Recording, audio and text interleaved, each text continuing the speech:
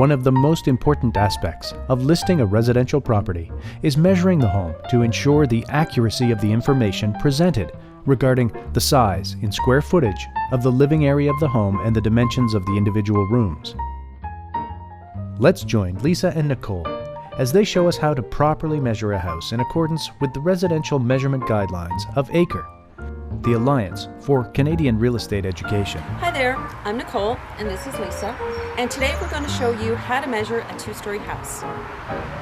To measure a two-story house, we start with the exterior, and the tools that we need to do this are a clipboard, paper, a pen, and a measuring tape, preferably at least 100 feet. It's also much easier if you have a helper to hold the other end of the tape. Our first step is going to be to walk around the outside of the house and make a sketch so that we see where all the jogs and ins and outs are. We may need to do a separate sketch for each level depending on the differences between the various levels. Starting with the front of the house, I'm going to sketch this front line for the garage. We are going to show that it goes in with a jog to the front step, across by the door, back out, and across the jog in the front. Now we'll go to this side of the house and continue along. As you can see on this side of the house, there are some jogs that go in and out, so we're going to want to make sure that we capture all of those in our sketch. So we have a wall that goes in this way, then it goes straight. Now we do have a jog here, but I'm going to ignore that jog and I'll explain why. I know from having been in the house and talking to the clients previously that that's a fireplace. So that does not add any square footage. So we're going to ignore that particular jog. Okay, so along the back of the house we have a straight line before it juts out in an angle for a bay window. All right, so with the bay, we want to make sure that we show that they're angled walls because later when we're measuring the square footage, that will have an impact. So we continue along and the back of the house continues straight here. Now we're going to go around to the other side of the house and make sure there's no jogs on that side. As we can see, this side of the house is just a straight wall, so there's no jogs here, so that's going to just be a straight line on our sketch.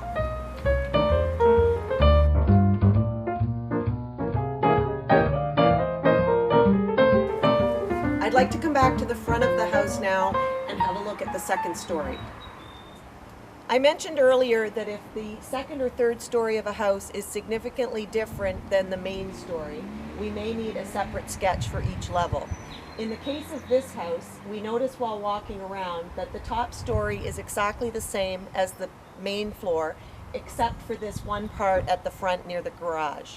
What we need to see is whether the line of that upper story is in sync with what's below or whether we're going to need to measure from the inside. In this case, we can see that the wall above the front door extends straight across. So we know that that is where the line of the upper floor will be. One more point I'd like to mention about the exterior is that in many houses of this style, there will be a bonus room above the garage. So there may be some additional finished space. In this case, that is unfinished, but we would want to make sure that we make note of that because that would add additional space to the second floor if there was a bonus room there.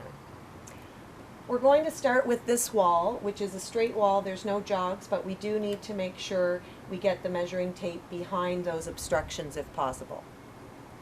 So which end of the tape do I hold? I'd like you to take this end of the tape. It's important to have, and go down to the corner, it's important to have the realtor have the measurement end of the tape so that they are actually verifying the measurement.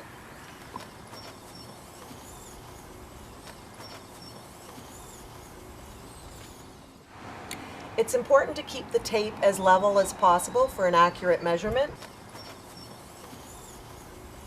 We're now at the front entrance of the house. We're going to tuck the measuring tape behind the obstruction for a more accurate measurement.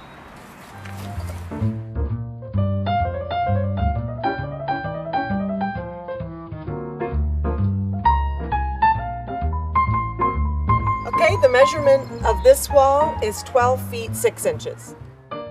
Now we're measuring the other side of the house. Okay, Nicole, I'd like you to put the tape down to the bottom of the siding.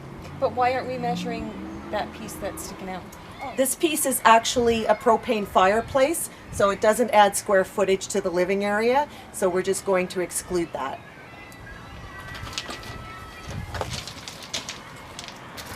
This is why it's important to wear comfy shoes.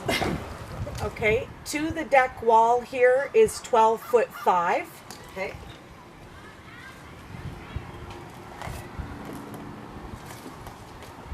Okay, we already measured to the deck post there. Now we're measuring from the deck post, and our measurement is 10 feet 8 inches. Okay, and this measurement is exactly 4 feet. Okay, we're on the last remaining wall of the side of the house, and notice Nicole tucked the end of the measuring tape behind the obstruction. And our measurement here is 21 feet 3 inches. Okay, we're now at the back of the house where the bay window is. So we're going to start with this wall. Okay, so the measurement of this wall is 12 feet 6 inches. Okay, now we're at the bay window. We're going to measure the vertical line out from the corner and the horizontal line across to the corner. And that's so that we're able to calculate the area of this triangular section.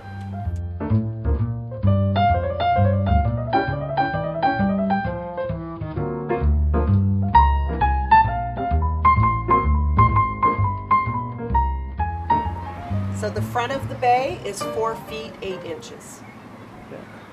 So I'm assuming that we don't have to measure this side because it's the same area as the other side, which we've already measured. Yes, that's correct. If you know that that's a symmetrical window, then you don't have to measure from this side as well. That gets real tight. Want to come down a bit for you? Yeah. Okay, and the last wall here is 13 feet. Once we have all the dimensions recorded for the exterior of the house, we can then sit down with our diagram and calculate the MLA, main living area, and TLA, total living area. In this particular house, we know that the garage does not have a foundation under it, nor does it have a bonus room on top. So that area can just be excluded as it's not living area on any of the 3 levels. So if we start with the basement, we look at the dimensions to calculate the BLA, which is the basement living area. Recall that we know that the back section of the house is unfinished, so we know the dimension of the exterior width of the house, and we went into the unfinished area to record the width of that unfinished area. So the square footage of that area will be subtracted from the total of the basement.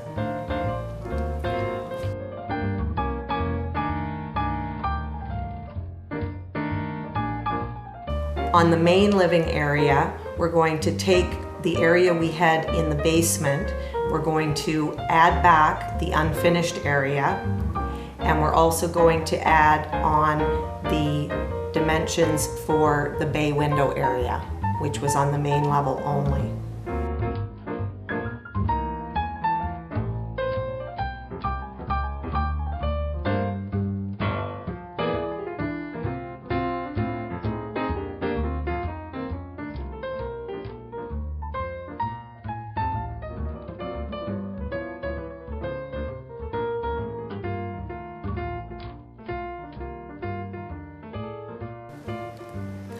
On the upper floor, notice that we need to take the dotted line because we knew from the outside front of the house that the upstairs does extend into a portion above the garage.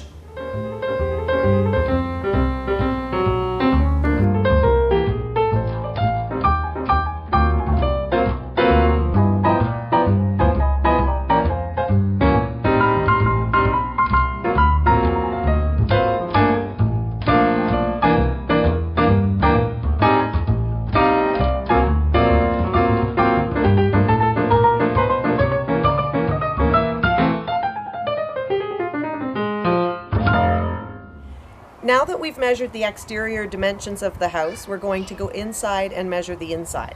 So why are we measuring the inside? Well, when we measured the outside, we took all the dimensions of the walls, and when we get back to our office, we're going to calculate the square footage of the house using those dimensions.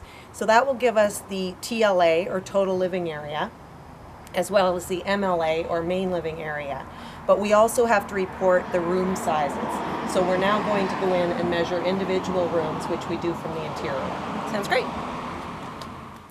So now that we're inside, once we measure up all of the rooms, will that equal the square footage that we just got from outside?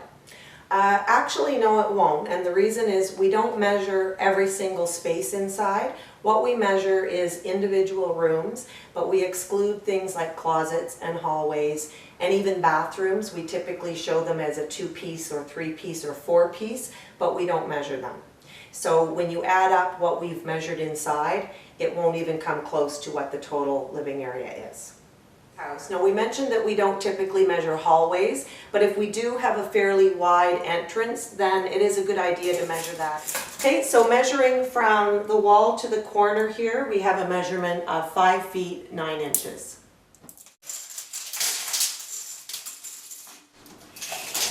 The measurement in the other direction is an even 7 feet. Now we're in the living room, dining room area, and as you can see, this area is fairly open. So in measuring the 2 rooms, we're going to use the center of the pillar as the point that which we separate the 2 rooms. But what if there wasn't a pillar? That's a good question. A lot of these homes are built with these rooms combined, and sometimes there's a wall or a pillar, sometimes there's not. So what we would use is if there was a change in the flooring, then that would be a good division point. If the floor is continuous and there's no pillars, then really it's an open area, so you would really just have to pick a point that made sense.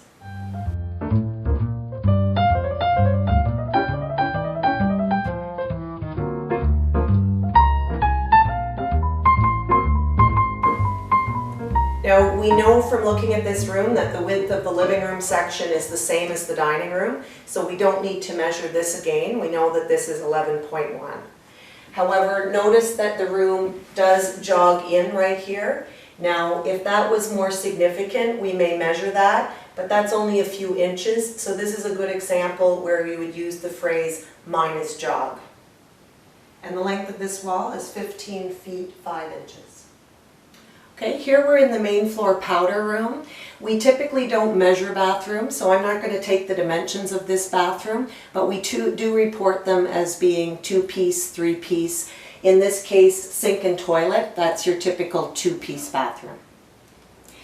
Now we're in the kitchen area of the home, and one thing you want to make note of is that in a kitchen, we do consider cabinets part of the floor space. So we're going to measure this kitchen from the edge of the counter here. So we're going to the wall behind the counter, which is a dimension of 11 feet. Okay, so for the width of the kitchen, we'll use the same approach to the back of the cabinets. And this time we have a measurement of 11 feet 3 inches. We're now going to measure the dining nook area. Now, why wouldn't we have measured this as a part of the kitchen? Well, we could do that, and that would be an option. So in this type of a house where this dining area is open to the kitchen, you could have included this whole section in the kitchen and maybe described it as an eat-in kitchen. In most newer homes like this, this area is described as a dining nook, so we're going to do it that way today. But most importantly, you just want to make sure you don't double count. So to measure the width of the dining nook, Nicole's going to put the tape at this corner by the bay window, and I'm going to measure to the kitchen cabinet since that's where we ended the measurement of the kitchen. And this measurement is 9 feet 5 inches. To measure the length of the dining nook, Nicole's going to take the tape to the wall, and I will take it to the corner of the bay window, and this measurement is 13 feet 10 inches. Now notice I measured the length of the nook to the bay. I didn't include the bay. What I'm going to do here is say whatever the dimension is plus bayed area. We did measure the bay on the exterior for the square footage, but for the room size, we'll just call it plus bay. We're in the family room area that adjoins the dining nook. So Nicole is going to go to the back wall.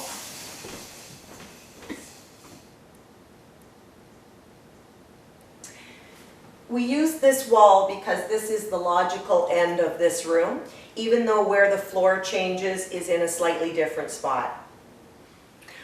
We're in one of the upstairs bedrooms now, and this is a simple room to measure. There's no jogs.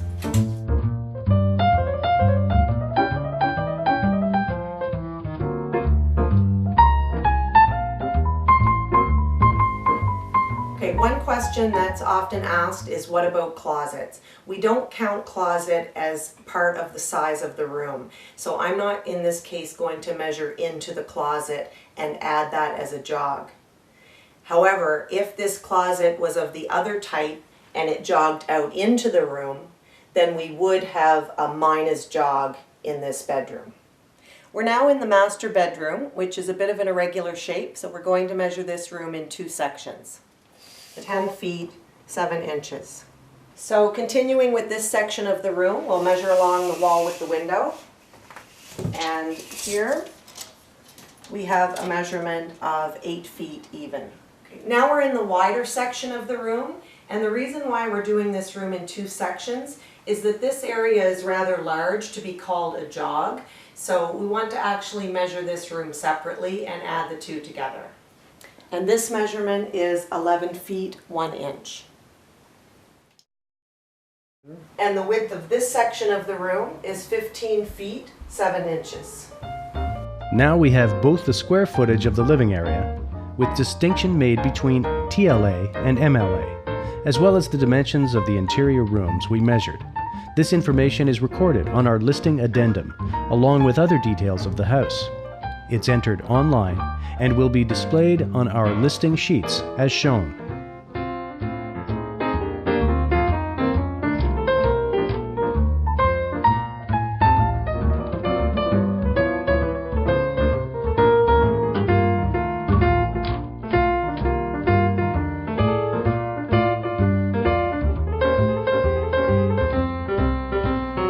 Remember, a listing agent is responsible for the accuracy of the information presented about a property.